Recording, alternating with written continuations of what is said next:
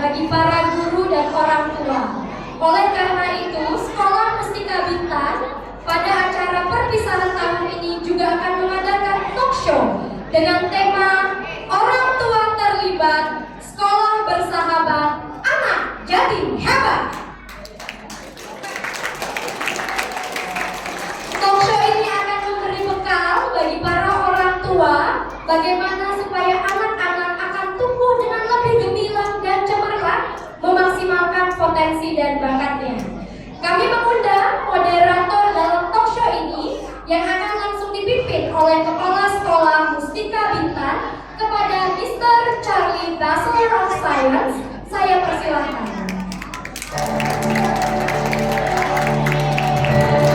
Oke, terima kasih Bapak Ibu hadirin yang berbahagia semuanya. Tadi mungkin bingung kenapa kepala sekolahnya tidak sambutan. Ini sengaja karena tahun kemarin kepala sekolahnya pakai acara nangis. Jadi tahun ini sengaja nggak mau sambutan, langsung moderator talk show aja. Jadi di sini saya mengucapkan terima kasih kepada orang tua yang sudah meluangkan waktu untuk hadir pada pagi hari ini, pada Jumat berkah ini.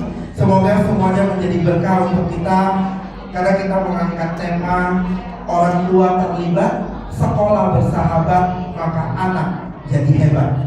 Jadi ini talk show saya mendatangkan ini sebagai salah satu dari bentuk bagaimana kita sama-sama menjalankan apa yang sudah dicanangkan pemerintah, dan memang itu betul-betul dicanangkan oleh sekolah bahwa mengingatkan kita bersama, kita semuanya juga orang tua, dan orang tua itu adalah madrasah pertama, sekolah pertama anak-anak, dan guru-guru di sekolah hanya mendampingi, membimbing dan mengarahkan. Dan di sini saya sebagai moderator tidak akan panjang kali lebar. Saya cuma ingin mengucapkan sekali lagi terima kasih kepada Papi Mami yang sudah hadir. Semoga sampai berakhir acara ini Papi Mami masih di sini. Yang belum datang mungkin Papi Mami boleh cek di grup, ngasih tahu bilang acaranya seru-seru loh, yang belum datang gitu. Oke, jadi boleh nanti di-chat di grup. Anak-anak masih akan tampil nantinya. Dan sebelumnya ini talk show akan berjalan sekitar 50 menit dan kita undang para narasumbernya. Untuk narasumber pertama, beliau adalah seorang model, seorang duta, dan juga sebagai orang tua dan juga praktisi pendidikan. Dan di situ udah ada CV-nya. Boleh CV-nya yang pertama narasumber, saya biasanya panggilnya Kak Ayu. Nama lengkap beliau adalah Dwi Kak Lofi, saya panggilnya Kak Lofi. Dan nama lengkap beliau adalah Ibu Dwi Ayu Lovita Putri. Beliau adalah lulusan sarjana pendidikan, jurusan pendidikan anak usia dini, dan juga pendidikan sosial politik, jurusan administrasi negara. Dan beliau sekarang merupakan ketua Yayasan Belia Cinta Indonesia yang menaungi Lovely Lovita School yang ada playgroup, kindergarten dan juga daycare. Dan beliau sangat aktif di berbagai organisasi yang berkaitan dengan pendidikan anak usia dini, pendidikan stunting dan juga ekonomi kreatif. Salah orang, ini kebetulan saya bocorin sedikit fun fact, ini adalah mamanya. Iya. Saya bocorin sedikit, ini anaknya, sama-sama cantik bukan? Iya. Kok ragu jawabnya? Kok ragu? Oke, ini adalah narasumber pertama. Boleh diturunkan ke bawah, yang tidak akan membacakan pendidikan dan pengalaman kerjanya, boleh dibacakan sendiri oleh orang tua. Ini akan tetap tampil nantinya. Kepada Kak Ayat Kak Lofi, silakan Kak Lofi. Seiring beliau sebenarnya juga salah satu orang tua dari anak kita yang bernama Abiza Al-Tanukaki, anak kelas 1 yang misternya lobby dari anaknya umur 3 tahun. Kak Lofi, anakmu nanti masuk SD Bintang ya. Oke, selanjutnya saya undang narasumber kedua. Narasumber kedua tadi udah dapat bocoran duluan. Narasumber kedua adalah ibunya beliau, berarti neneknya Abi. Beliau adalah Ibu Sri Rahayu SPD AUD MPD.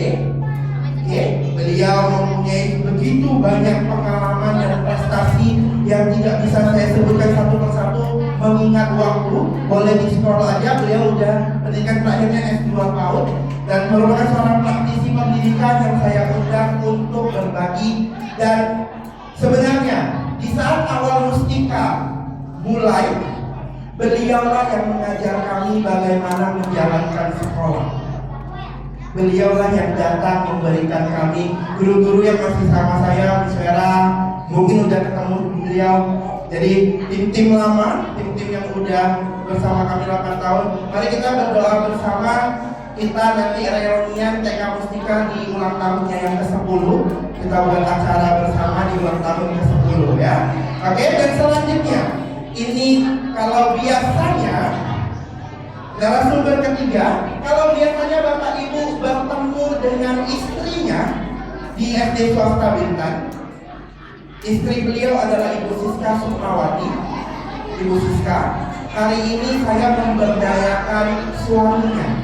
Iya, saya memberdayakan suaminya. Siapakah beliau? Ini ada CV beliau. Oke, dalam bentuk video. Silakan. Beliau bernama Sakinah Hidayat Ansarul SHMH. Oke, dan beliau lahir di Bukit Tinggi, Sumatera Barat, tanggal 6 April. Oke, menamakan SD di Bukit Tinggi, bla bla bla, dan sebagainya banyak. Boleh dibaca bersama. Dan beliau sudah menuliskan 2 buah buku. Buku pertama, Merekayasa Keluarga Bahagia. Mami-mami di sini semuanya ingin bahagia? Sudah bahagia? Sudah bahagia? Kalau anak-anaknya bahagia berarti keluarga rumahnya bahagia. Dan ini ada 2 buku, Merekayasa Keluarga Bahagia. Nanti mungkin dengan Pak Sakiman nanti bercerita dan berbagi pengalaman, keluarga kami semakin bahagia dan sejahtera. Kita aminkan boleh?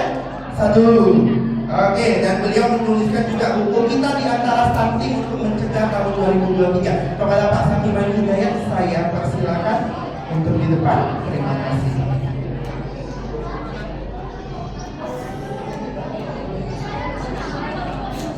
Oke, jadi pada pagi hari ini saya mendatangkan 3 orang hebat yang merupakan salah satu tolak di mana kita bisa berdiri sampai sekarang. Orang-orang di belakang layar sebetulnya, ya, orang di belakang layar menjadi mitra kita bersama untuk Sekolah Mustika Bintan. Jadi di sini saya tidak akan banyak berbicara, saya berlanjut langsung kepada Kak Lofi, Bu Dianu untuk berbagi pengalaman apa itu dengan topik orang tua terlibat, sekolah bersahabat, dan anaknya akan jadi hebat. Sini semuanya ada anak hebat bukan? Siapa anak hebat? Kalau anak hebat duduk diam. Iya, mantap. Tidak bersuara, mendengarkan orang. Kalau jadi anak hebat bilang yes. Luar biasa. Oke, bisa? Oke, silakan. Kak Baik, Assalamualaikum warahmatullahi wabarakatuh. Shalom, Om Swastiastu, Namo Buddhaya, Salam Kebajikan.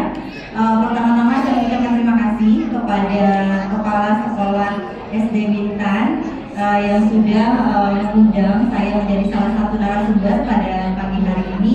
Sebetulnya kita akan berbagi, Bapak dan Ibu. Jadi bukan kami di sini lebih pintar dari Bapak Ibu, tapi kita ingin sharing terkait dengan parenting, terkait dengan permasalahan anak-anak kita. Jadi nanti bisa kita berbagi bersama seperti itu. Dari saya nanti saya siap Pak Charlie, apa yang perlu kita bahas selanjutnya akan kita bahas bersama. Terima kasih. Oke, berarti dari Kak Lofi mungkin langsung mau menerima pertanyaan dari orang tua atau kita memaparkan sedikit bagaimana sih orang tua terlibat, mengingat Abizar juga di sini dan perkembangan Abizarnya luar biasa. Jadi sebagai orang tua nih, sebagai orang tua bagaimana pelibatan orang tua di rumah dan juga bagaimana model pengasuhan yang tepat sehingga anak itu bisa berkembang secara optimal? Boleh. Baik, Bapak dan Ibu, saya sedikit berbagi cerita seperti tadi disampaikan oleh Pak Charlie. Saya ini sudah di booking terlebih dahulu dari anak saya umur 3 tahun. Jadi saya dengan Pak Charlie memang concern di pendidikan anak usia dini. Kebetulan saya juga punya lembaga anak usia dini. Jadi dari anak saya umur 3 tahun itu Pak Charlie sudah, Pak, nanti anaknya masuk di sekolah saya ya. Karena lembaga saya tidak ada SD, jadi hanya sampai TK.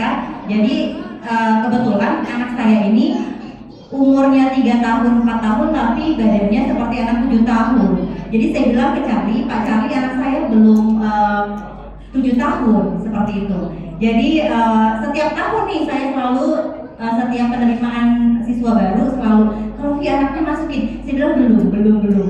Nah, saya memutuskan anak saya masuk ke SD di umur 7 tahun. Kebetulan anak saya itu bulan Maret, jadi masuk ke SD Bintang waktu itu 7 tahun lebih.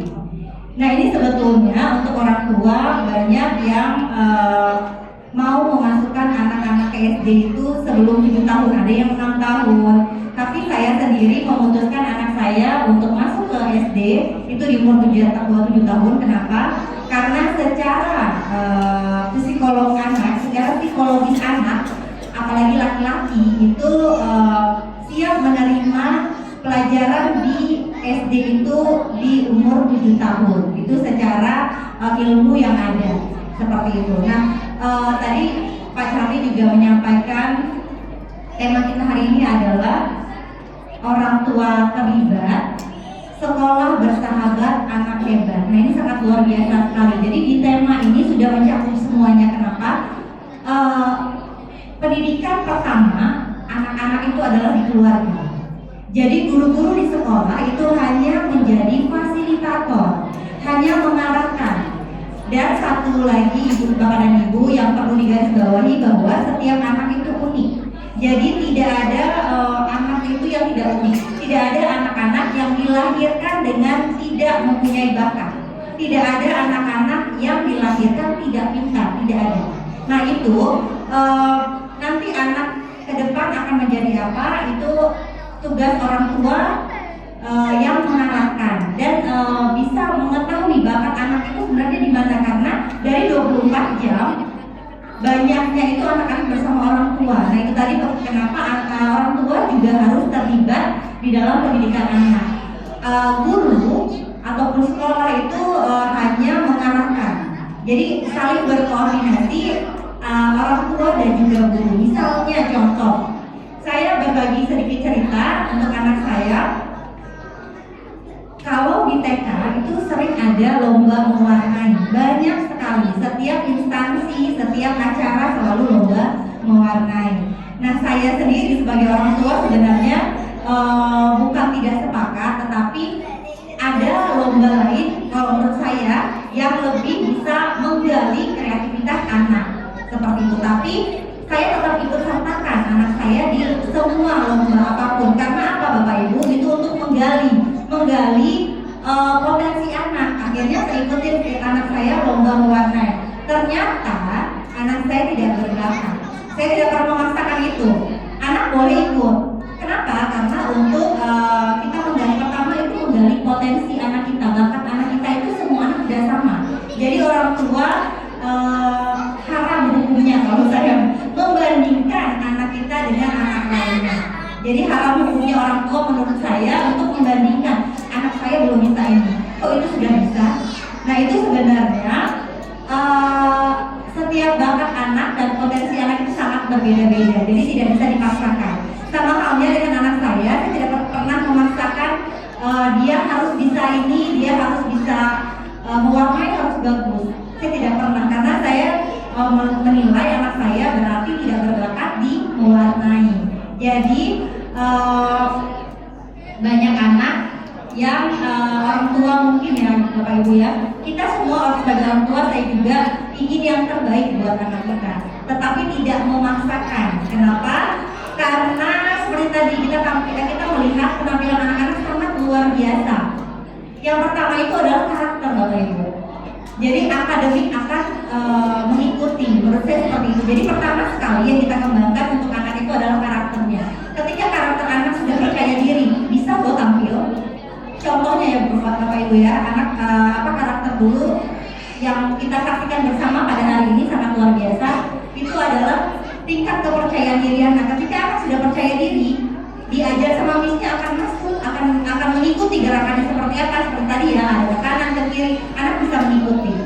Seperti itu. Ini pertama karakter. Selanjutnya yang tadi saya bilang anak-anak itu bersifat unik, bahkan anak-anak berbeda. Jadi orang tua dimohon untuk tidak membandingkan anak saya sudah bisa ini, anak itu belum bisa, anak saya pintar nari, anak itu mungkin nggak bisa. Jadi bakat anak berbeda-beda karena ada beberapa perkembangan anak itu seperti ada seni, ada sosial emosional. Jadi beda-beda. Mungkin anak A pintarnya lebih mencoloknya di seni, tapi anak B nggak bisa, jadi dia di olahraga. Nah jadi itulah tugas kita sebagai orang tua, menggali potensi anaknya, anak saya berbakatnya di mana sih sebenarnya. Jadi tidak perlu memaksakan ketika memang anak kita tidak berbakat di seni, kita paksakan itu nggak bisa Bapak Ibu. Sama sepertinya halnya seperti kita. Kalau saya sebagai orang tua selalu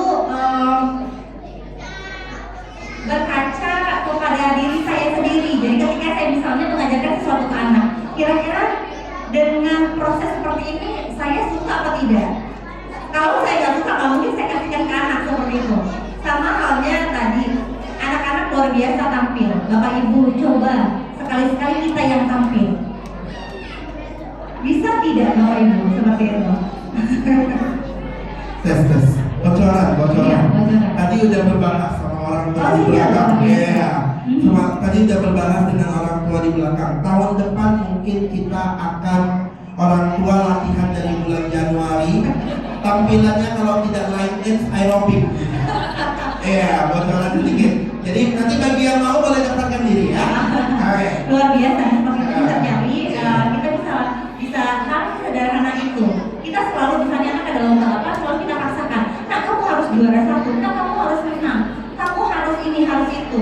Banyak tekanan sehingga anak itu merasa tertekan sebenarnya. Pernah nggak kita sebagai orang tua mendengarkan? Nah kamu kalau kamu sudah tampil di depan, perasaannya seperti apa? Pernah nggak seperti itu kan? Jangan. Kita sebagai orang tua, saya juga kadang-kadang masih seperti itu. Nih kamu tampil harus bagus, nih kamu tampil harus ini. Karena itu naluri orang tua pengennya yang terbaik, tapi tanpa kita sadari kita membuat anak-anak kita tertekan. Nah itu tadi saya bilang, anak kita paksa tampil, apakah orang tua ketika kita balikan lagi anak-anak jadi penonton, orang tua yang tampil di depan, gimana rasanya? Pasti ada deg-degan, itu pasti. Nah itulah iya. Jadi maksud saya menempatkan intinya itu seperti yang bisa terjadi. Ketika kita ingin melakukan sesuatu buat anak, kita balikan ke kita. Kira-kira kita mau nggak sih diperlakukan seperti itu? Nah seperti itu aja sih orang tua. Benar. Kalau di sekolah mungkin guru-gurunya bukan hanya harus menang kalau anak-anak mau lomba. Kita bisa dia sudah latihan kita nanya, kira-kira mau menang nggak sih? Mau nggak? Karena kita menumbuhkan dia mau menang nggak? Mau menang berarti Anda harus tampil seperti ini. Instead of tanya, kamu harus menang. Mengharuskan dia kan kita tanpa melihat lawan kayaknya tidak adil ya. Betul. Dan di sini saya membuka langsung untuk boleh tanya jawab. Mungkin orang tua ada yang mau bertanya, boleh. Kalau tidak saya bantu. Kalau pertanyaan yang saya sampaikan itu juga suara hati, berarti syukur. Tapi kalau belum menjadi suara hati, tolong tanya sendiri karena saya punya kemampuan untuk membaca. Oke? Ini saya mungkin mau seperti ini. Orang tua mungkin pada bingung di saat membahas tentang menggali potensi anak. Bagaimana sebetulnya? Disinilah poin penting di sana kita mengangkat topik orang tua terlibat ini. Orang tua terlibat. Yang menjadi masalah adalah gini. Anak saya minggu ini, mami, saya mau les berenang lah. Les berenang. Kita bawa, kita daftarkan dan mahal-mahal. 2 bulan, sebulan atau 2 minggu selanjutnya dia bilang nggak mau, capek. Mami saya tak mau, capek. Habis itu dia nampak kawannya mulai belajar badminton. Dia mau ikut badminton. maknya udah mulai, kau betul sih Cek? Kau betul sih Cek? Mau badminton? Kemarin kau berenang 2 minggu kan udah capek, gitu kan? Lalu ya udah iya betul mami banyak banget udah belilah racket, belilah sepatu, belilah tas, datang aja bulu tangkis lagi sebulan juga gak enak latihannya nih. Saya tak mau lah, saya mau ikut musik aja, belajar drum. Nah, orang tua udah mulai ketiga kali udah ini anak ngabisin duit aku nih, ngabisin duit saya nih, gimana saya mau gali dia tak sampai 2 minggu, tak sampai sebulan dia tak mau. Jadi mungkin boleh berbagi tips bagaimana kita menggali dan mengenal bangsa.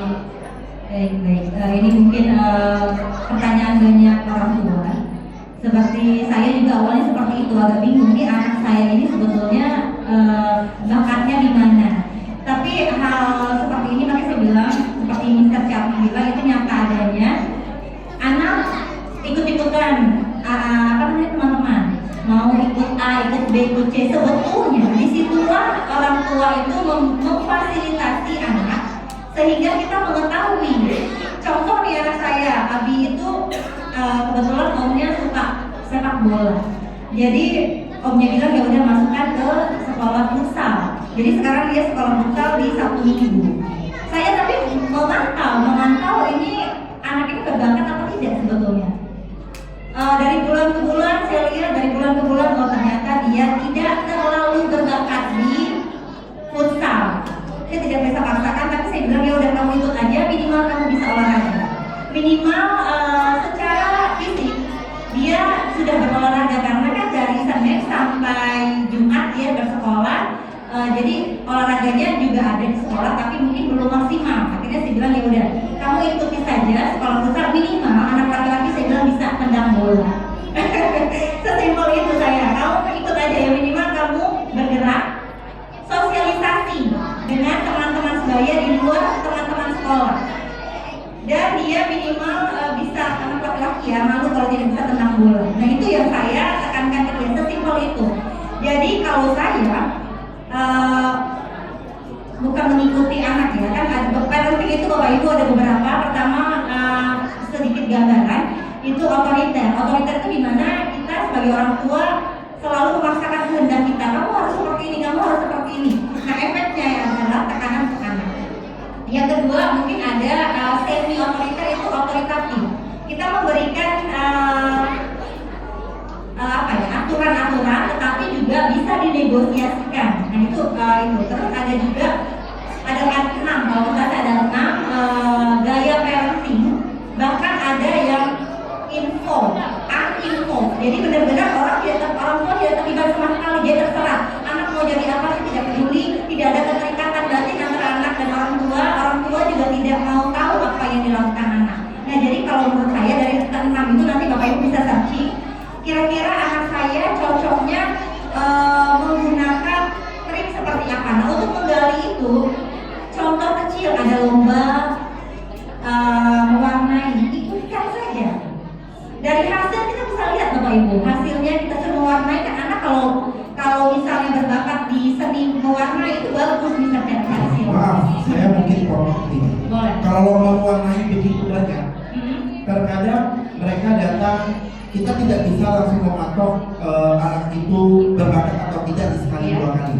Berapa kali dia atur itu lomba mewarnai, atau kadang-kadang kan anak-anak itu ya saya suka mewarnai sih, tapi bisa mereka dilombakan, mereka tertekan atau gimana, mereka tidak membawakan yang semampunya. Baik, nah itu jadi di rumah harus seperti apa? Nah itu tadi. Baik, berarti memang tidak setiap lomba kita ikutkan. Jadi kalau menurut saya 1-2 kali lomba itu kita sudah tahu mana saya berbakat atau tidak. Tapi untuk memastikan kembali, saya selalu di rumah saya kasih gambar. Nah itu ada keterlibatan orang tua.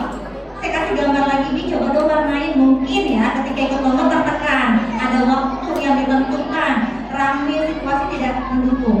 Jadi di rumah saya kasih gambar dengan suasana tenang, silakan kamu mewarnai. Tetapi ternyata juga hasilnya tidak memuaskan. Berarti anak ini tidak berbakat. Ada lomba lagi, saya pernah ikutkan Abi itu lomba menyanyi. Ada di sisi molok itu seperti idola cilik seperti itu. Dia ini belum pernah sama sekali ikut lomba menyanyi. ya udah ikutkan lomba. Tujuan saya bukan anak saya mau menang tidak, tapi anak saya minimal berani tampil di depan umum, minimal dia berani tampil. Saya ikutkan, ternyata pertama kali ikut dia sudah juara 3 waktu itu. Nah di situ kan saya juga melihat bahwa berarti ini berbakatnya di nyanyi. Jadi ketika ada misalnya setiap weekend itu bisa kita ke kafe kemana sih, dia tapi mau nyanyi nggak? Dia mau. Nah dari situ kan berarti orang tua sudah memfasilitasi ketika juga ada kegiatan-kegiatan yang bisa menampilkan bakat. Saya juga support sekali misalnya. Oke, berarti ini ya, berarti satu poin mana berarti orang tua terlibat di sini benar-benar mengingat sehari 24 jam. Di sekolah 6 jam mungkin ya, di sekolah 6 jam berarti tinggal 18 jam itu bersama orang tua. Jadi kesempatan sebetulnya untuk menggali dan mengenal bakat anak itu lebih besar di orang tua, dan di sekolah itu sebenarnya mendukung dan mengenal sebetulnya, melihat bakat anak. Dan dari SD swasta kita selalu menginginkan anak untuk lomba dengan niat paling tulus dari awal mengikut lomba adalah biar anak-anak itu ada kenangan dan cerita. Masalah menang belakangan. Tapi latihan memang untuk menang, namun kaknya itu tampil baik biar tampak bagus. Pasti senang dong, gitu kan? Dan itulah mungkin dari orang tua terlibat. Terima kasih Kak Lofi. Iya, dan itu orang tua terlibat seperti itu. Kita lanjut ke narasumber yang kedua, di mana kita mungkin akan berbahas tentang sekolah bersahabat. Kebetulan beliau tadi udah dapat fun fact-nya, beliau adalah mamanya dari Kak Lofi, berarti neneknya dari Abi. Dan di sini juga saya mungkin memberitahukan banyak juga cucu-cucu nenek yang memang dititipkan mengingat orang tua sibuk, mengingat orang tua juga kerjanya di luar kota dan di luar negeri dan lain sebagainya. Jadi sebelum kita memasuki topik sekolah bersahabat, mungkin saya mau nanya dulu nih tentang pelibatan orang tua sebagai seorang nenek. Sebelum kita masuk ke sekolah bersahabat ya, tapi saya mau membahas dulu bagaimana sih sebagai seorang nenek, pernah nggak sih kelahi sama anaknya tentang seharusnya didik anak itu kayak gini, bukan kayak gitu, karena di rumah saya pernah seperti itu. Nenek saya dimarahin mak saya lagi ngajar anak, kamu diam. Nenek saya digituin. Jadi di saat berarti kita tahu mama yang ngambil kendali nih. Gimana boleh bersharing pengalamannya? Terima kasih Bu Ayu. Baik, terima kasih. Terima kasih sudah mengundang saya ya. Terima kasih juga Bapak Kepala Ketua Yayasan telah mempercayakan juga ke saya. Saya juga hampir lupa bahwa di awal pembukaan sekolah Mustika saya terlibat itu. Terima kasih Mr. Capi sudah mengingatkan. Saya akan menjawab bahwa keterlibatan saya sebagai seorang nenek dengan cucu saya, gitu ya. Bapak dan Ibu, memang benar di lapangan itu banyak konflik antara orang tua dan nenek atau kakek. Nah, mungkin saya sarankan bahwa kalau memang mau dilihat ya jujur gitu, nenek itu lebih sayang ke cucunya. Nggak ada nenek atau kakek yang tidak sayang sama cucunya. Begitu juga dengan bapak dan ibu ya, sebagai orang tua tidak ada yang tidak sayang kepada anak-anaknya. Tetapi dalam hal mendidik itu di rumah itu yang kita alami atau yang saya pantau selama ini itu antara nenek dan orang tua itu sering bertolak belakang, benar ya misalnya ya. Nah, contoh kecil, ini saya kasih contoh aja. Misalnya nenek memberikan anak nggak boleh makan permen misalnya, orang tuanya nggak boleh nih, kamu nggak boleh makan permen. Tetapi karena dia lebih banyak di rumah dengan neneknya, nah boleh. Tapi diam-diam ya, nggak boleh bilang orang tua. Nah, ini maksud saya hal-hal kecil seperti ini sebetulnya dampaknya sangat besar. Kenapa? Anak itu dia kan masih labil, dia tidak tahu Nah, dia akan menganggap bahwa neneknya lebih baik daripada orang tuanya karena neneknya memberikan makan permen, ibunya nggak boleh gitu. Padahal sebetulnya cara inilah yang harus kita hindari. Saya sering bilang saya juga kadang-kadang sering diundang sebagai narasumber yang Jamil. Nah, ini saya sering menyampaikan kepada orang tua bahwa dalam mendidik anak itu tidak boleh memberikan peraturan di depan anak. Nah, alangkah baiknya kalau memang bapak dan ibu sepakat bahwa anak itu memang tidak boleh makan permen, artinya ya semua nggak boleh gitu. Ya, jadi nggak boleh mamanya bilang nggak boleh, neneknya bilang boleh. Artinya itulah Bu yang membuat nanti dampak anak ke depannya dia tidak bisa berpikir dan akhirnya dia tidak bisa mengambil keputusan. Oke, berarti mungkin gini ya. Kalau di kelas itu ada kesepakatan kelas, Ya. berarti ini ada kesepakatan rumah. Betul.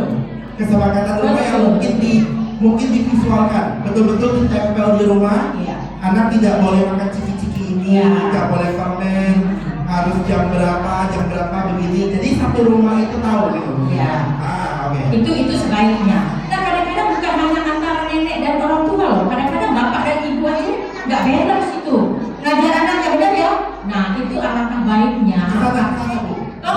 Saya belum punya kebetulan. Baik, Iya, Bapak dan jadi ada Ibu, masalah itu saya. Bapak dan Ibu, saya mohon untuk dalam bukan saya lebih pintar tidak ya.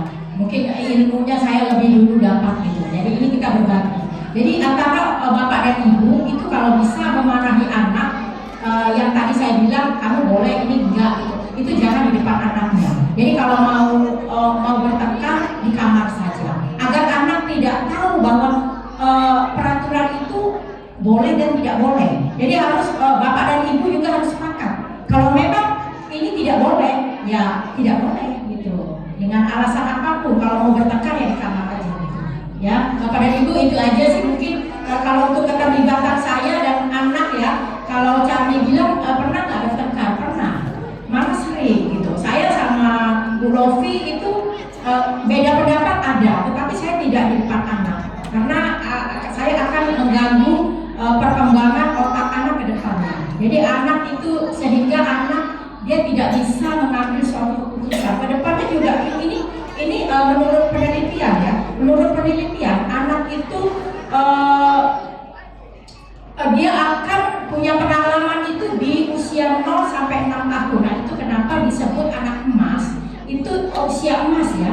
Nah, itulah dia mengambil suatu pengalaman. Bukan berarti di antara SD, SMP, SMA dia tidak berpengalaman, tidak.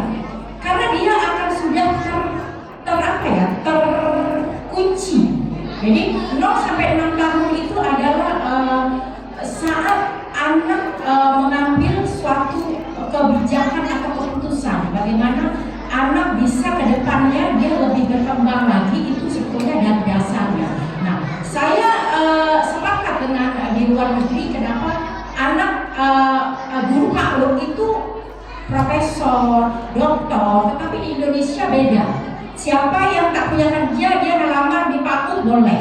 Nah, ini sebetulnya yang harus kita ubah. Nah, tetapi saya bangga dengan guru-guru sekarang, dengan pendidikan sekarang bahwa guru PAUD harus S1. Guru PAUD harus punya, kalau tidak S1 dia boleh, tetapi harus ada diklat ya, bisa ada ilmunya. Jadi guru PAUD sekarang jangan khawatir ibu, dia sudah punya ilmunya karena diharuskan mengikuti diklat berjenjang. Nah, ilmunya itu sama dengan S1 PAUD. Di SD juga begitu. Jadi guru SD menerima tidak boleh dari guru PAUD. Sekarang sudah ada ya ibu-ibu guru ya. Kalau dulu boleh, mau guru PAUD ngajar di SD boleh. Kalau sekarang nggak boleh. Dia harus sesuai bidang. Guru PAUD harus ngajar di PAUD. Guru SD di SD. PG SD, PG PAUD, guru SMP di SMP. Itu kenapa? Ilmunya beda itu. Ilmu di PAUD yang dia dapat itu beda dengan ilmu di SD, ilmu di SMP dan SMA gitu. Cara kita menghadapi murid SD, murid PAUD, murid SMA dan SMK juga berbeda. Cara menangani itulah sekarang saya bangga ya dengan pendidikan sekarang. gitu Mister Cherry. Oke, jadi di sini anak-anak tak sabaran mau tampil. Duduk dulu ya, papi-papinya mau belajar dulu. Oke, kita masih ada waktu sekitar setengah jam. Itu nanti kalian akan melihat tampilan lagi, boleh? Boleh jaga suaranya? Oke, thank you. Ini Mister kalem, biasa model Mister yang agak galak. Mau nampak model Mister yang galak? Nah, lebih bising lagi Mister keluar nih harimaunya. Biasanya kayak gitu. Oke, jadi ini di sini jadi tadi membahas bahwa guru-guru harus mempunyai, ini masalahnya di orang tua yang tidak mempunyai background itu jadinya kan. Tapi kalau di sekolah begini, di sekolah kebetulan saya dari SIP, SOS, beliau adalah SOS dan tidak melewati pedagogi pendidikan. Namun karena mengajar di PAUD, beliau sekarang udah diklat mahir. Kemarin udah diklat mahir. Jadi diklat mahir untuk handle anak-anak. Saya bersyukur ada guru-guru di TK-TK saya, Miss Vera, Miss Yaya, Miss Ines, dan sekarang ada Miss Nadia, beliau sarjana PSI, psikolog, dan Miss Ines sudah S2, Miss Vera juga udah diklat mahir. Jadi tim di TK itu udah luar biasa, bisa menghandle anak-anak TK dengan luar biasa. Jadi ini nih yang mau saya bahas, mungkin kita udah lanjut ke sekolah bersahabat sebelum saya melanjuti yang tadi bertengkarnya di kamar aja. Menurut saya mungkin saya lebih saran tengkarnya sewa satu kamar lain deh gitu. Soalnya kamar tidur itu agak sakral menurut saya. Jadi kalau nanti tengkar di kamar, aura di kamar jadi gak enak. Ini intinya, Mister Cherry, intinya tidak di depan anak. Iya, tidak di depan anak. Jadi anaknya dulu yang mungkin diasingkan ya. Oke, anaknya diasingkan. Di saat mau bertengkar, tarik nafas dulu. Nampak anak, diam dulu, senyum. Tapi awas kalau nanti ya. Gitu ya. Tahan dulu, tarik nafas. Nanti ya kita selesaikan. Nah, bahasanya seperti tanya. Itu biasa suami tidak paham mati lah. Nah, gitu ya. Oke, jadi itu. Dan ini di sini sekolah bersahabat, ibu juga sebagai asesor. Saya ingin bertanya pendapat, tadi udah menjelaskan bahwa kalau dari Kak Lofi jangan dibandingkan anak-anak karena setiap anak-anak itu unik. Makanya di sekolah ini dari awal kita membuat sekolah, prinsip saya adalah karena saya lulusan dari Singapura, saya udah merasa ranking itu udah off. Karena mengoverallkan anak-anak dengan menjumlahkan mereka dari semua pelajaran jadi satu, jumlahnya ini rata-ratanya 90 dengan total nilai 1000 lebih, habis itu juara satu. Kayaknya udah tidak sesuai dengan zaman. Maka di sekolah ini kita memberikan 11 the best. Betul-betul mengakomodasi, oh anak ini terbaik dalam pembiasaan agama. Ini terbaik dalam pembiasaan berperilaku sopan dan baik, sosial emosional, olahraga, bahasa dibagi 3, Inggris, Mandarin, dan Indonesia tentunya. Dan juga the best di matematika, the best di seni, bahkan kami bagi 2, seni rupa, seni pertunjukan. Kami berbagi itu memberikan, mengingatkan anak-anak pasti masih mempunyai jiwa kompetitif seperti itu. Namun yang menjadi permasalahan di sini adalah SMP dan SMA masih pakai juara. Jadi orang tua di sini pasti tanya sama saya, Mister, saya mau daftar SMP, tapi nggak ada sertifikat juara, sertifikat the best nggak bisa dipakai. Aduh, saya jadi bingung. Saya bingung nggak bisa jawab. Yang saya akalin adalah jadinya anak-anak yang betul-betul berbakat di akademis, kami ikutkan olimpiade secara online. Oke, dan yang non akademik maka akan diikutkan dengan portofolio mereka yang lainnya. Jadi menurut ibu sebagai seorang asesor dan praktisi pendidikan, bagaimana sebetulnya sekolah harus menanggapi cara memberikan dan menumbuhkan jiwa kompetitif anak dalam artian selain sebenarnya kan zaman sekarang itu lebih mementingkan kolaborasi dan kolaboratif instead of kompetitif itu. Jadi mungkin boleh dibagikan kepada orang tua sekolah seharusnya seperti apa, dan mungkin langsung saran on the spot ke sekolah apakah sudah benar atau tidak. Terima kasih Bu. Baik, terima kasih Mister Cherry. Saya asesor Bu. Jadi tugas saya itu intinya itu ke sekolah-sekolah, menilai bagaimana proses pembelajaran di sekolah-sekolah itu dari tingkat PAUD, SD, SMP, dan SMA, SMK ya. Jadi terima kasih Mr. Cari untuk pertanyaannya, kenapa kalau SMA dan SMK itu masih ranking katanya. Tapi kalau menurut saya sekarang itu di kurikulum terbaru itu kurikulum Merdeka itu sebetulnya sudah tidak boleh ranking gitu ya. Jadi boleh berupa motivasi. Motivasi artinya tadi sudah disampaikan oleh Mr. Jatwi bahwa dia menggantikan ranking itu dengan the best. Itu sudah benar gitu, sudah betul gitu ya. Kenapa? Sebetulnya bukan berarti anak yang lain tidak bagus, tapi memotivasi. Kalau memang beliau bilang harus di semua, artinya ranking itu membuat the best itu dia keseluruhan.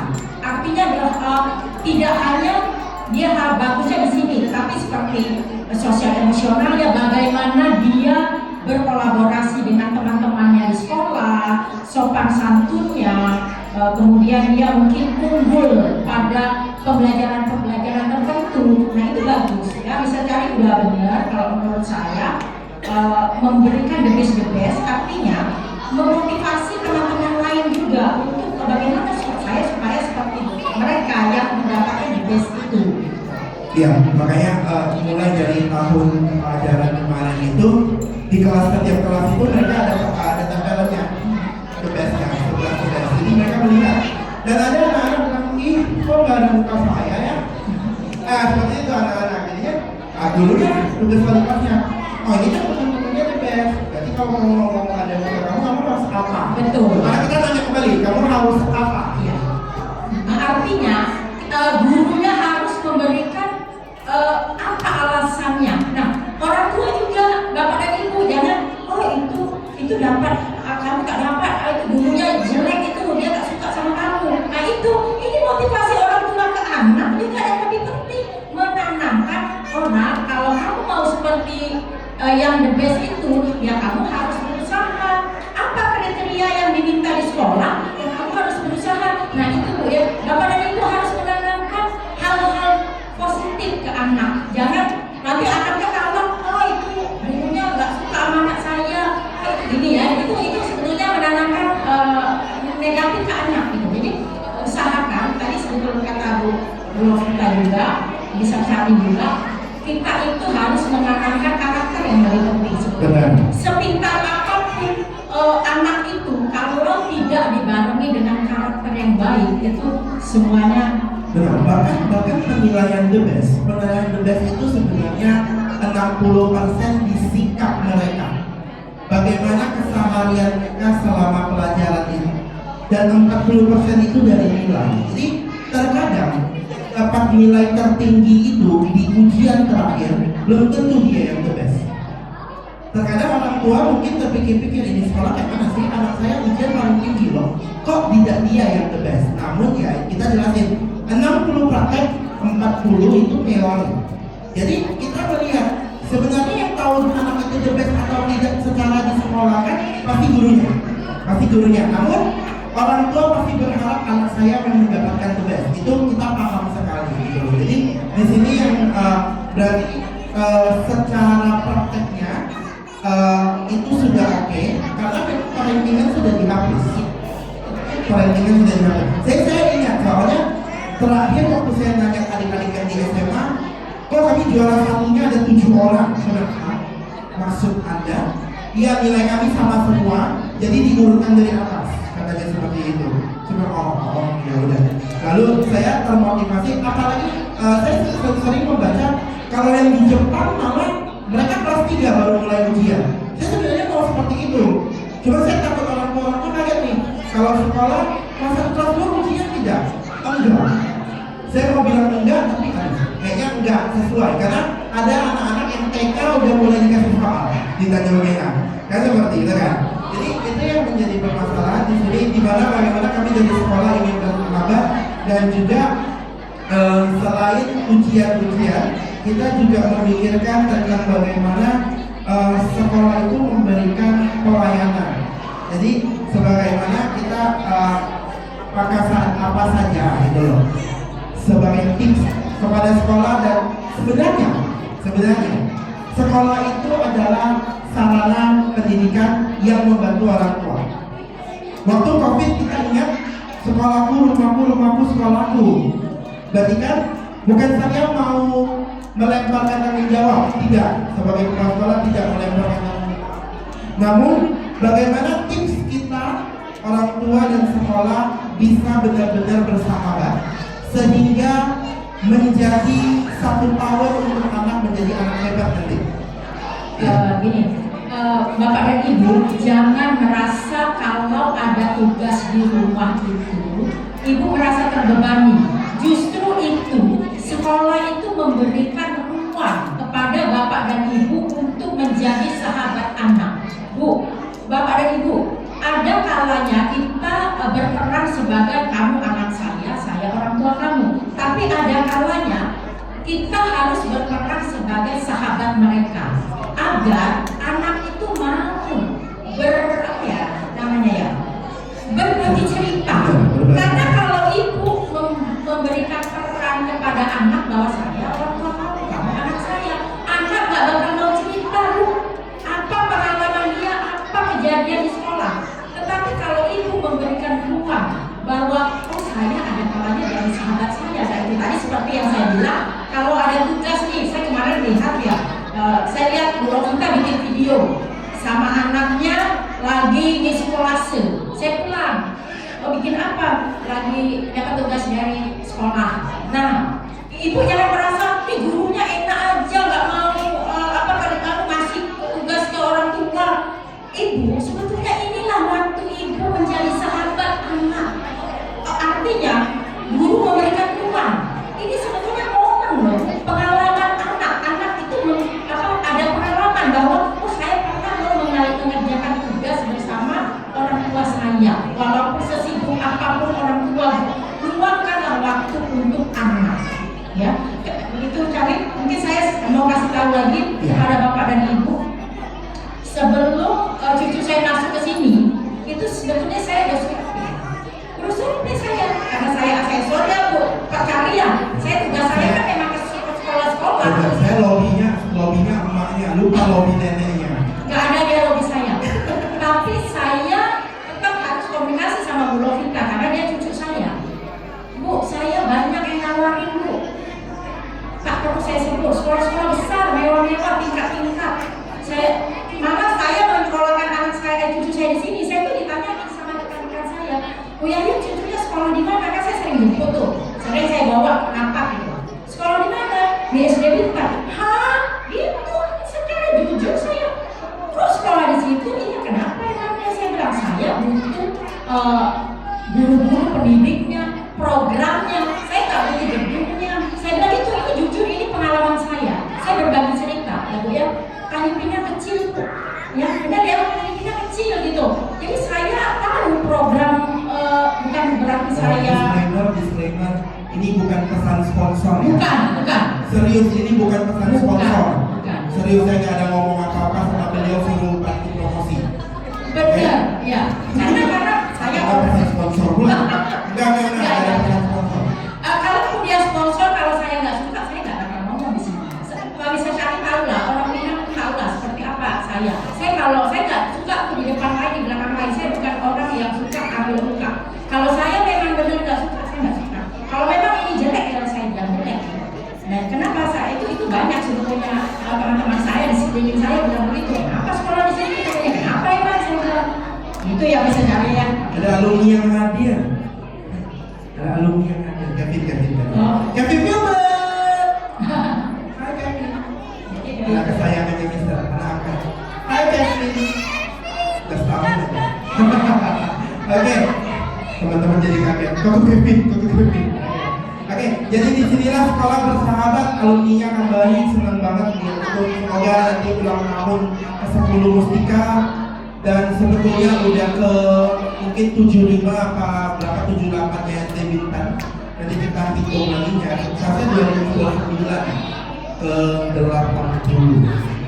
2029 ke 80. Bisa jadi, boleh nggak pesan juga buat guru-guru? Boleh, silakan. Karena Untuk sekolah bersahabat. sekolah bersahabat, kan judulnya sekolah bersahabat ya, Benar. Bapak Ibu ya. Iya. Jadi saya bukan hanya bersahabatnya, tadi kan Gimana orang tua dan sekolah bersahabat? Iya. Nah, ini sebetulnya masalah komunikasi bisa jadi. Jadi ini komunikasi antara guru dan orang tua itu harus terjalin baik. Ya, jadi guru-gurunya juga harus menjadi sahabat anaknya gitu. Jangan merasa oh saya guru kamu murid saya, enggak. Jadi rangkulah mereka sebagai sahabat gitu. Kemudian juga wali murid juga sahabat gitu loh, karena memang komunikasi antara guru dan orang tua itu dibutuhkan untuk perkembangan anak selanjutnya. Oke, jadi ini udah dua dari topik orang tua terlibat di sekolah bersahabat. Beliau berdua adalah kalau dibilang anak hebat gak tersinggung lah ya, karena dulu pasti anak hebat sehingga sekarang memberikan manfaat kepada sebegitu banyak orang. Kak Lofi pasti tidak tersinggung karena dia pasti dibilang anak karena anaknya mami anak pas. Oke, dan yang ketiga ini narasumbernya Kak Dayat, Pak Sakiman Hidayat. Beliau juga sudah melalang buana memberikan presentasi kemana-mana kepada ibu-ibu, dan juga beliau mempunyai 2 orang anak yang luar biasa yang juga sudah hebat, lulus di PTN, satu lagi siap-siap untuk masuk ke perguruan tinggi negeri. Nanti mungkin boleh dijelaskan oleh beliau dan berbagi bagaimana sih beliau memberikan pola asuh beliau, dan juga bagaimana dia mendukung anaknya sehingga anaknya sekarang sudah bisa mandiri. Setahu saya SMP saja sudah tidak bersama orang tua, jauh-jauh disekolahkan ke kampung halaman bapaknya. Oke, saya serahkan langsung kepada Pak Sakiman Hidayat. Kak Dayat silakan. Terima kasih. Ini berdiri. Assalamualaikum warahmatullahi wabarakatuh. Bapak Ibu yang berbahagia, boleh dong tepuk tangan buat diri sendiri. Luar biasa. Saya nggak tahu mau bicara apa, dengan saya sudah siapkan materi yang mau ditampilkan apa belum. Karena kita ingin begini Bapak Ibu sekalian, pilihan untuk menjadi orang tua itu kita. Siapa di sini yang tidak menikah lalu punya anak, atau tidak melakukan itu lalu punya anak? Ada nggak? Tidak. Ya maksudnya Bapak Ibu yang punya anak itu pasti melakukan itu gitu. Lalu jadi dia. Jadi yang ingin punya anak itu adalah kita. Maka lahirlah putra-putra terbaik ini. Karena kita ingin mempunyai itu, maka seharusnya kita yang menyiapkan diri. Bapak Ibu menyiapkan dirinya sebagai orang tua. Bersama anak itu bukan membesarkan, tapi tumbuh bersama. Siapa yang pagi ini sudah memeluk anaknya? Siapa yang pagi ini sudah mencium anaknya? Siapa yang pagi ini sudah memberikan hal yang terbaik buat anaknya? Ya, kalau belum, ke depan nanti setelah pulang ini, dimanapun kalau dia datang, maka peluklah dia. Karena ibu bapak yang menginginkan. Kalau ditanya nih, boleh ditanya ke saya, atau ditanya ke anak-anak, atau ditanya kepada diri sekalian, mungkin nggak ingin menjadi punya orang tua dia. Apakah anak saya ingin nggak mempunyai orang tua seperti saya? Mungkin nggak jawabannya. Mungkin dia ingin punya orang tua gubernur, mungkin dia punya orang tua yang kaya. Tapi karena sekarang mereka sudah bersama kita, maka berikan yang terbaik. Berikan layanan yang terbaik. Dan ini satu hal ya, saya masuk tadi itu luar biasa gitu. Orang tua hadir, anak tampil, berarti sebagian dari contoh itu sudah Bapak Ibu lakukan. Sebagian kepercayaan kepada sekolah untuk membina anak itu sudah sangat luar biasa. 2 orang narasumber di depan adalah guru anak saya di Sekalogita. Anak saya masuk Logita itu tahun 2010. Anak yang pertama sekarang kuliah di Semarang, Undip. Anak kedua kelas 11, jadi kelas 2 SMA.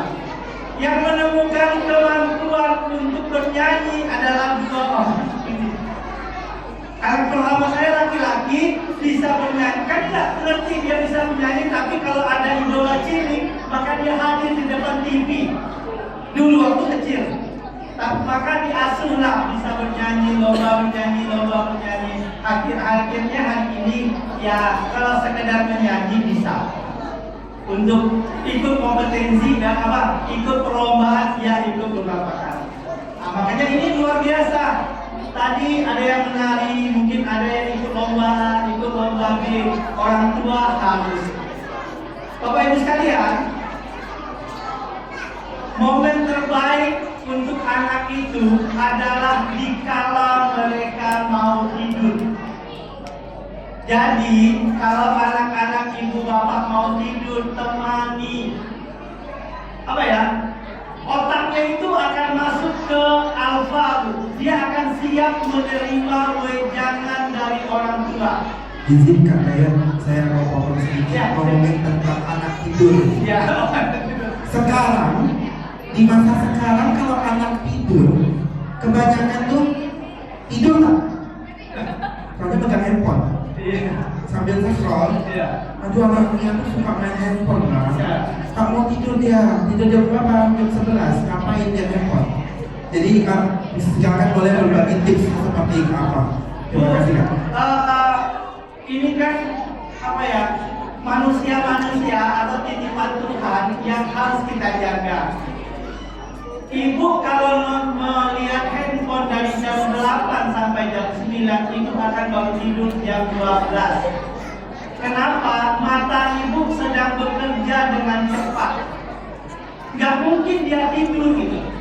Maka habis maghrib itu nggak ada lagi handphone bu. Masuk jam 7 itu kan ya maksudnya kalau ada pegawai mungkin masih ada tugas-tugasnya. Tapi kalau ibu-ibu atau tidak ada, maka handphone itu tidak lagi berada di mata kita.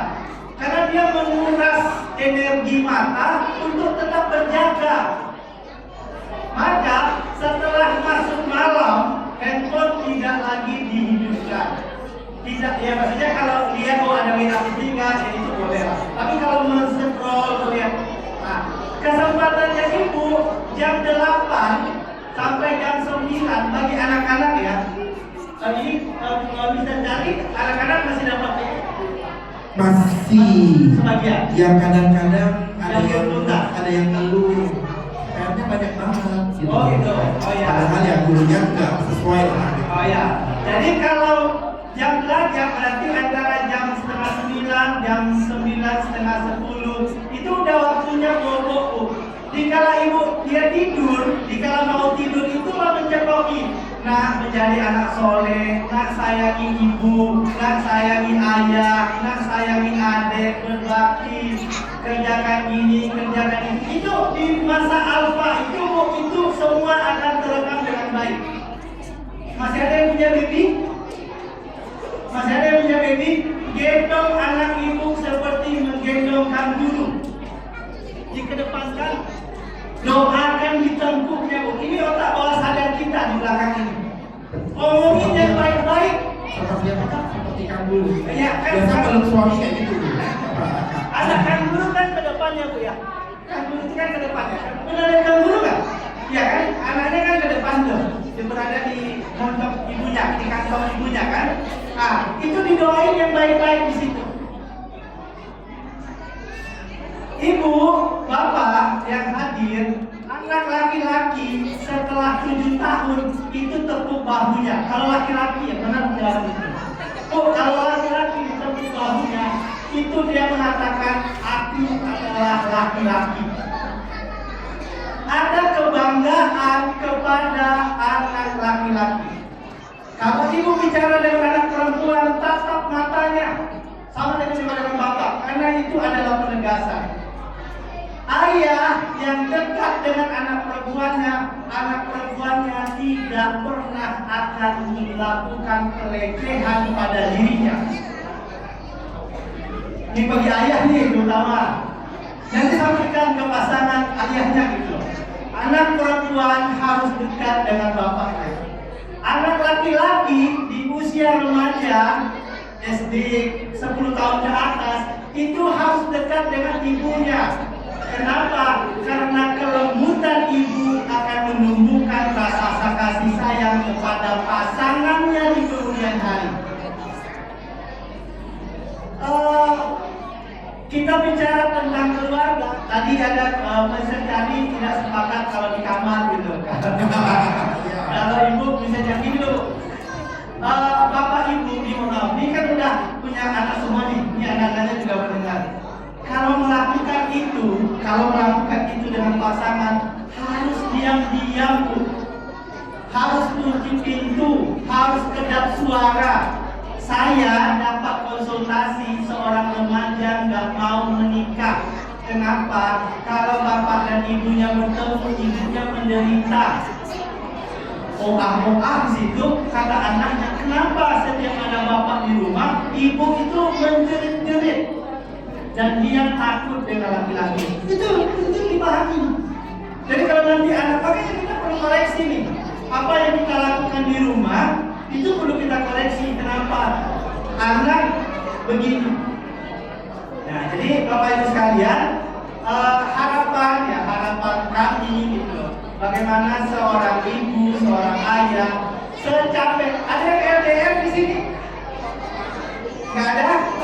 Nggak ada yang LDR. Alhamdulillah kalau ada, Bu, punya jadwal telepon pasangan kepada anak. Saya LDR Bu, 16 tahun. Saya LDR 16 tahun. Dari jam 5:30 sampai anak dijemput di sekolah, diantar ke sekolah, saya nelfon.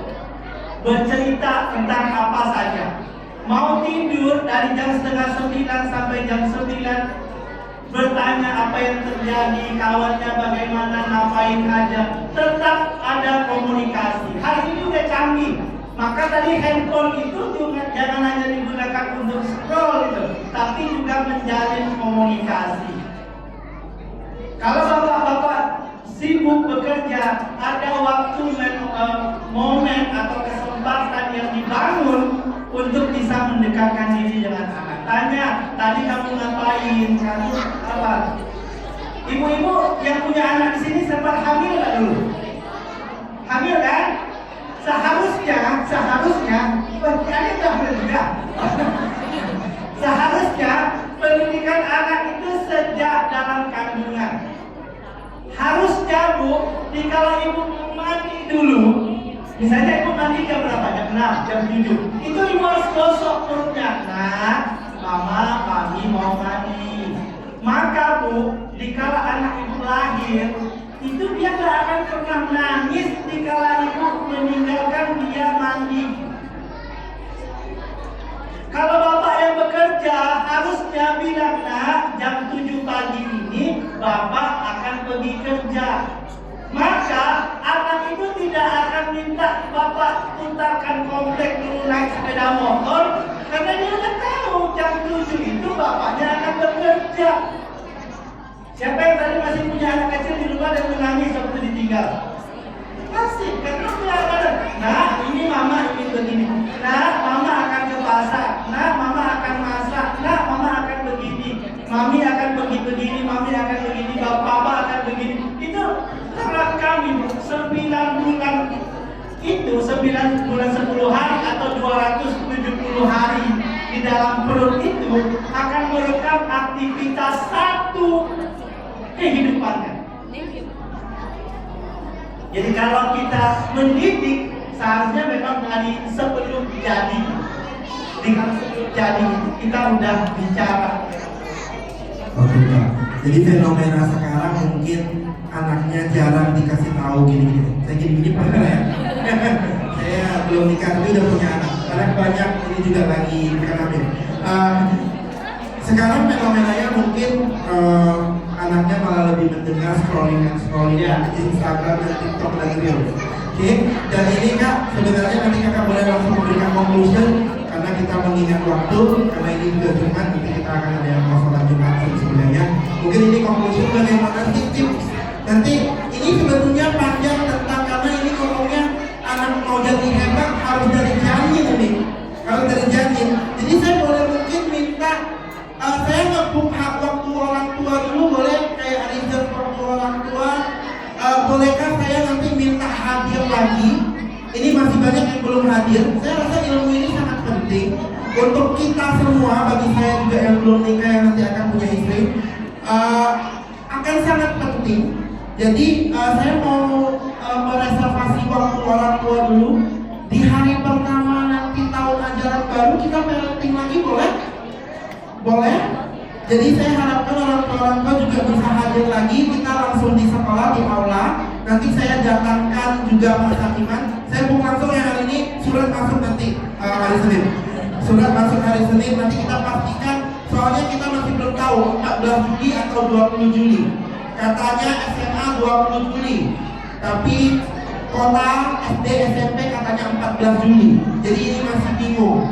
Setiap tahun bakal masih seperti ini. Jadi kita tunggu, saya minta waktunya. Semoga parenting nanti orang tua bisa hadir dan yang lain yang belum hadir bisa hadir. Mungkin kita bisa berbagi tips. Satu tips saja yang bisa dibawa pulang hari ini biar anak itu hebat. Kalau dari jadi nanti agak lama. Oke, Baik, satu, Bapak Ibu sekalian, peluklah anak di setiap waktu. Jadi apa ya, beban yang dia hadapi di luar sana itu biarlah berpindah kepada kita. Jadi setiap bertemu perlu tanyakan apa yang kamu terjadi. Bu, bahasanya kalau udah sekolah itu bahasanya untuk anak zilenial, anak beta, anak yang alfa yang katanya begitu, itu bahasa orang tuanya udah kamu sayang. Kamu tadi dari mana? Itu bangga loh anaknya itu. Aku sama besar dengan orang tuaku. Aku dianggap teman oleh orang tuaku. Aku menjadi sahabat orang tua. Nah, kamu begini. Yang kedua intinya, ibu minta tolong ayah sebagai pengendali anak. Bu, ibu kalau ngomong perintah anak itu kayak, mohon maaf ya, kayak anjing pudel yang menggonggong. Ibu itu kalau ngomong, anak itu gak dengar. Ibu kalau melarang, anak itu menganggap itu musik mau tidur. Tapi kalau bapak yang ngomong, Daya tidur, itu pak. Itu ceritanya sama. Iya, kalau perintah mengharapkan anak patuh, hadirkan ayah. Tapi Ya. kalau ibu dalam kasih sayang, oke. Benar, itu sama seperti sekolah. Iya. Biasanya Karena apa? Ini ayah itu suaranya harimau. Auman harimau itu ada di telinga anak pada ayah. Kalau ayah udah bilang jangan, itu berhenti. Tapi kalau ibu jangan, itu berarti nyuruh bu. Jangan lari kan? Cepat lari. Ya, kata jangan tidak dari ibu itu sama dengan perintah melakukan. Itu harus diingat ya. Pada larangannya pada ayah. Terima kasih Kak Jami. Selamat, terima kasih Kak Dayan. Berarti ibu-ibu ganti ke positif, jangan hilang. Kalau mau suruh dia jalan. Oke? Jangan main handphone. Berarti main handphone ya. Oke? Simpan handphonenya. Jadi dia baru nggak. Kalau ayah boleh jangan. Biasanya mis-misnya manggil mister. Pantesan kalau sekolah mister datang pada you. Ya, benar? Oke, mungkin ini di akhir talk show kita sebetulnya karena waktu juga udah itu juga siap dulu dengan sahabat mau tampil. Mungkin closing statement dari orang tua yang terlibat dari sekolah, dari tim sekolah bersahabat Bu Yayu dan juga nanti Pak Dayan juga satu closing statement untuk orang tua bawa pulang. Baik, terima kasih Mr. Kelly, sangat luar biasa sekali. Biarpun waktunya singkat hari ini tapi padat sekali. Jadi intinya dari saya untuk Bapak Ibu untuk mendidik anak memang tidak mudah. Tapi dari kitanya dulu Bu yang harus banyak-banyak bersabar. Itu pertama. Yang kedua, orang tua jangan merasa direpotkan. Kadang-kadang kita sudah sibuk ya ibu-ibu ya, sudah sibuk, sudah hibur dengan pekerjaan kita sendiri. Akhirnya kita egois. Egoisnya apa? Anak bertanya kepada kita, kita pun udah emosi ya Bu ya. Kadang-kadang saya juga masih seperti itu, tapi saya tidak tidak malu untuk meminta maaf kepada anak. Kadang-kadang itu orang tua malu meminta maaf. Saya sering kok, tapi kadang-kadang dia kayaknya lagi sibuk, saya lagi heboh kerja, dianya pertanyaan yang sesimpel, mama tadi di sekolah Abi begini cerita. Padahal anak ingin mengungkapkan sesuatu, tapi karena kita sebagai orang tua sibuk, kita udah emosi duluan. Tapi setelah itu saya sadar, oh ya udah, saya meminta maaf kepada anak. Karena apa? Anak itu udah contoh kita. Kita mau anak kita ketika salah meminta maaf. Ketika diberi sesuatu terima kasih untuk kata-kata ini ya. Betul. Itu dicukui kita. Ya, jadi Moral karakter. betul. Jadi dari orang tua terlebih dahulu. Jadi jangan malu ibu-ibu ketika kita melakukan kesalahan, kita juga meminta maaf. Dan Pak Dayat juga tadi sudah menyampaikan sebelum tidur. Nah ini sebenarnya momen yang sangat luar biasa sekali kita berbicara kepada anak sebelum anak tidur. Jadi anak meluapkan apa yang ada di kepala mereka. Selesai di hari itu, besok mereka memulai hari lagi dengan semangat. Jadi jangan ada beban di anak, itu pertama. Yang kedua, misal Charlie, saya mewakili orang tua, barangkali nanti sekolah bisa membuat suatu kegiatan yang melibatkan orang tua. Jadi anak juga merasa, oh misalnya ada kegiatan apalah gitu yang bisa di. Dulunya kita pernah fashion show ibu dan anak, orang tua dan anak sebetulnya. Bahkan ada kakeknya yang maju barengan.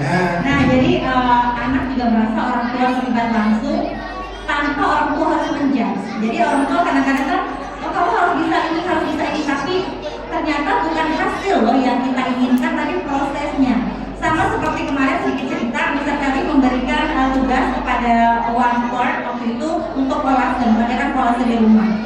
Sebetulnya kalau saya melihat itu bukan hasilnya yang sekolah inginkan, tetapi sekolah memfasilitasi untuk kita orang tua dapat sedikit meluangkan waktu anak. Padahal dari di proses itu tuh banyak, anak-anak bisa teliti dan anak-anak juga bisa mau mendengarkan pendapat, karena kita orang tua dan anak kadang-kadang berbeda pendapat. Bu kemarin itu ibu Siri, saya bilang Abi ini bagusnya begini, enggak mama begini. Nah itu kan ada negosiasi, ada bonding antara anak dan orang tua, ada anak juga bisa mendengarkan pendapat orang lain. Jadi dalam satu kegiatan yang mungkin kita menganggap ini sebagai beban, tapi ternyata di kegiatan itu banyak yang bisa dikembangkan. Oke, jadi berarti intinya bersabar dan juga harus belajar minta maaf dan juga terima kasih. Jadinya intinya sebagai orang tua kita adalah teladan. Karena di sekolah juga seperti itu. Tolong sama pokoknya 4 kata ajaib yang udah diajarkan. Bagi yang nggak tahu kata ajaib, silakan ke TikToknya sekolah Mustika Bintang. Anak-anak udah buat video tentang itu. Nah, terima kasih bisa Charlie. Jadi bisa untuk pertimbangan sekolah. Untuk next bisa ada kegiatan yang melibatkan orang tua di sekolah. Oke. Siap orang tua dilibatkan, tapi jangan lomba lah Mister begitu ya. Nanti kita libatkan mungkin nanti kita bahas gimana. Oke, silakan mungkin closing statement dari Bu Yayu. Iya, closing statement saya karena ini waktunya juga mepet ya, gaya saya singkat saja. Mungkin sesuai proses saya, sekolah bersahabat artinya sekolah dan di dalamnya itu harus menjadi sahabat anak. Ya, terutama itu untuk di sekolah ya, teman-teman pendidik dan tenaga pendidikan di sekolah, bawalah anak-anak itu menjadi sahabat mereka gitu. Kemudian untuk orang tua di rumah, mungkin pesan saya itu berilah ruang sedikit, sesibuk apapun kita, jadikan anak kita sahabat gitu. Itu saja. Mungkin terima kasih Mr. Charlie sudah memberikan ruang kepada saya juga ketemu parent saya. Ini bukan disetting, saya juga kaget tadi ketemu Dedi di sini. Memang anak dia secara tidak langsung seperti settingan, tapi sebenarnya mungkin memang dipertemukan seperti ini. Jadi saya juga tadi langsung, oh iya ya benar kan juga dulu Pak Dayat anaknya sekolah di tempat Bu Novita. Jadi mungkin closing statement dari Kak Dayat silakan. Ibu bapak sekalian, karena kita zolim dengan anak kita. Coba tanya diri kita juara kelas nggak dulu? Tanya nih, anak itu kan pohon buah itu jatuhnya nggak jauh dari pohonnya, bapak ibu sekalian. Sekarang angin kuat, tapi agak jauh sekarang. Ya, gitu. Kalau dulu bapak ibu juara kelas, saya yakin dan percaya anaknya juara kelas hari ini. Yakin dan percaya saya. Kebetulan di sekolah nggak ada juara kelas. Ya, maksudnya yang the best banyak. Ada the best. Makanya jangan misalnya memaksakan sesuatu, tapi kemudian basis dasarnya adalah kita gitu. Jadi ini perlu dipahami oleh orang tua. Makanya tadi pendidikan itu kan bergeser ya, memberi tambahan, memberi edukasi, memberi kelebihan kepada anak. Tapi lihat basisnya kita itu dulu berapa gitu loh. Karena begini Bapak Ibu, kecerdasan itu lahir dari ibu. Ini satu mungkin tambahan sedikit Bapak tadi. Cucu ibu-ibu sekarang itu belinya udah ada di anak perempuan ibu hari ini. Jadi kalau ibu ingin lihat berapa cerdas cucunya, lihatlah anak perempuan ibu hari ini. Udah ketahuan. Jadi ibu hari ini cerdas, itu cerdasnya bukan dari ibu, tapi dari nenek. Kalau nenek ibu cerdas, maka ibu cerdas. Kalau ibu cerdas, maka cucunya itu cerdas. Maka kita harus memahami itu. Jadi jangan pada seolah-olah tidak fair. Cerdas dari ibu, bapak dapat dari mana? kegantengan. Kalau ibu ingin punya anak ganteng, ingin punya cucu ganteng, carilah menantu laki-laki yang ganteng. Itu rumusannya. Alhamdulillah anak SD Bintang dan Mustika ganteng-ganteng semua. Bapaknya ganteng berarti. Iya, betul. Ayah menurunkan fisik, ibu menurunkan kecerdasan. Makanya ada tadi Mr. Kari ungkapkan di depan, ibu madrasah bagi anak. Ibu adalah sekolah bagi anaknya. Jadi kalau ibu ingin cerdas kuliah, hamil. Itu cerdas anaknya. Disuruh kuliah lagi, Iya, baru hamil gitu. Karena ibu belajar terus, anaknya akan ikut menjadi anak yang cerdas. Oke. Ya, serius. Oke, jadi closing statementnya, Papi Mami boleh kuliah lagi. Oke deh ya. Oke, intinya begini. Semoga talk show pada siang hari ini mengingat waktu saya tidak akan panjang kali lebar, tapi intinya mungkin cuma satu kata, kita semuanya belajar.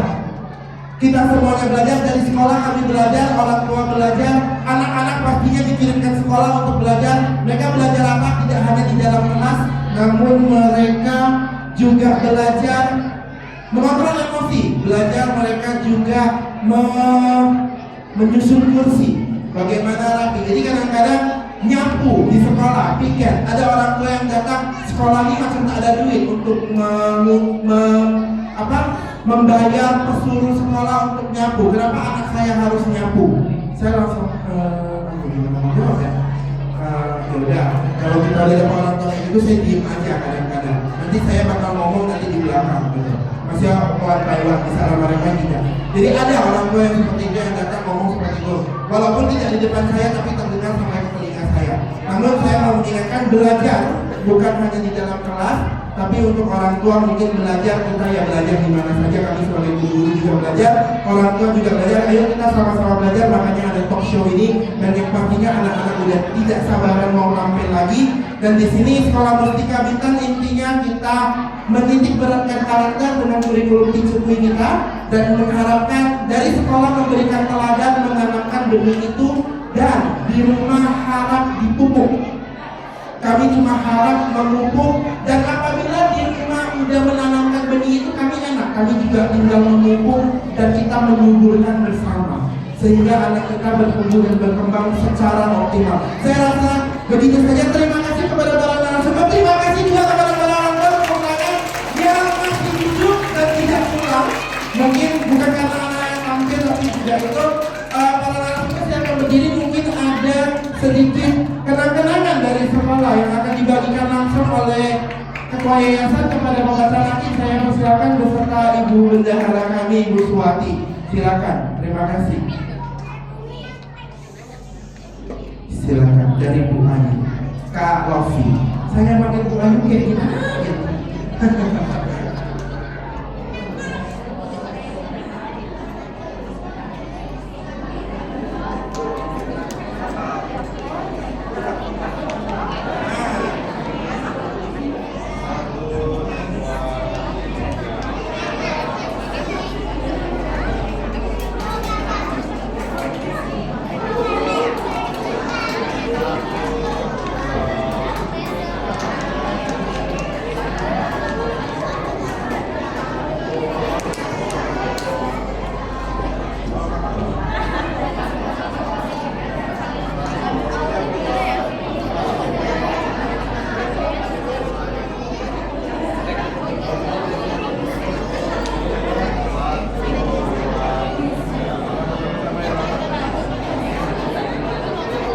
selanjutnya kepada Kak Dayat tadi sudah sama Bu Sri Rahayu.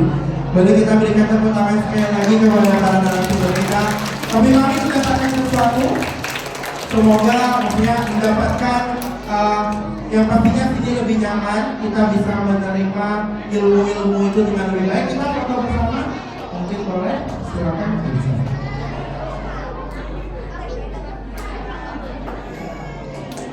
Satu, dua, tiga. Sekali lagi. Satu, dua, tiga. Oke, mungkin saya boleh minta yel-yelnya sekaligus. Saya bilang orang tua terlibat, sekolah bersahabat, kita sama-sama bilang anak jadi hebat, boleh? Semuanya ya. Oke, boleh di videoin itu dan videonya udah berjalan.